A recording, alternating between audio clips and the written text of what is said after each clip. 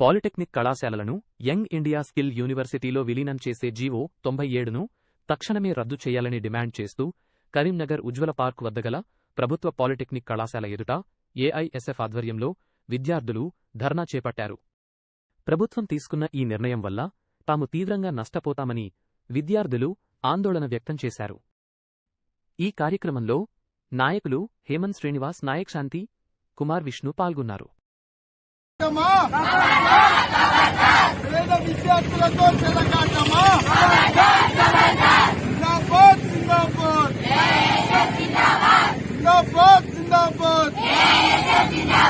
చదువుతూ పోరాడు, చదువుతూ పోరాడు, పోరాడదాం జీవో నంబర్ 97 రద్దు చేసేంత వరకు, పోరాడదాం జీవో నంబర్ 97 రద్దు చేసేంత వరకు.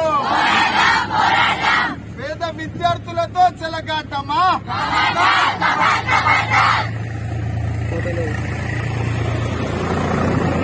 ఎక్కడ లేచి అక్కడనే ఉండండి.